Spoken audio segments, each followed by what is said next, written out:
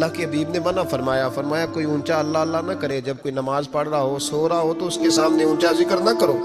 کہتے ہیں میں ایک دن اونچا اونچا ذکر کر رہا تھا، اونچا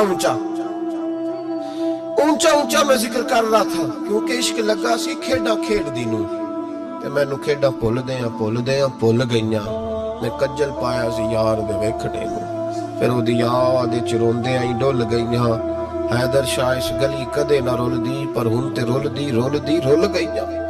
کہتا میں اونچا ذکر کر رہا تھا تو حضرت عمر فاروق رضی اللہ تعالیٰ عنہ نے ڈانٹ دیا، فرمایا تجھے نہیں پتا حضور نے منع کیا؟ تو عمر نے ڈانٹا تو میں چھپ کے بیٹھ گیا کونے میں۔ حضور آئے نا نماز پڑھانے تو محبوب نے پتہ کیا وہ عبداللہ کدھر ہے؟ کہتے میں کونے میں تھا، حضور نے فرمایا کیا ہوا؟ تو میں رو پڑا، میری عزت بڑی تھی نا مدینے میں، کبھی کسی نے کچھ نہیں کہا تھا۔ نبی کریم نے فرمایا کیا ہوا؟ عرض کی حضور کچھ نہیں۔ پھر بھی بتاؤ؟ کہتا میں رو پڑا، میں نے کہا یا رسول اللہ میری غلطی تھی تو سیدنا فاروق اعظم نے ڈانٹ دیا ہے۔ فرمایا ہوا کیا؟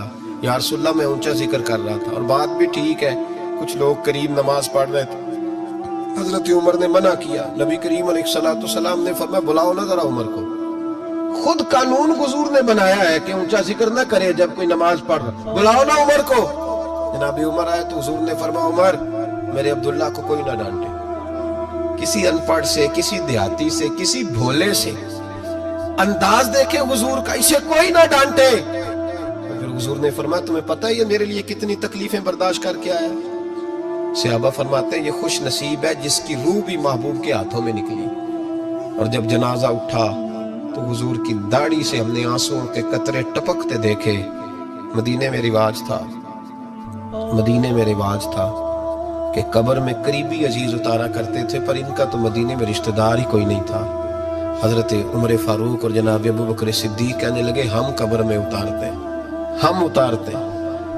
جب ان دونوں نے اٹھایا قبر میں گئے تو کہتے ہیں کمال دیکھو اللہ کے رسول ہم دونوں سے پہلے قبر میں اتر گئے، اور حضور نے یل بدایا ون نہایا میں موجود ہے، کہا مجھے دو میں قبر میں اتارتا ہوں۔ کہتے ہیں حضور نے تنے تنہا پکڑا، تنے تنہا قبر میں اتارا، پسے مردن فرشتوں نے جو تلاشی لی تو کیا نکلا؟ فقط ایک دل کے گوشے سے خیال مصطفیٰ نکلا۔ نبی کریم علیہ السلام نے قبر میں رکھا اور ساتھ فرمایا اے اللہ میں آج شام تک اس سے راضی تھا، تو بھی اپنے کرم سے اس سے راضی ہو۔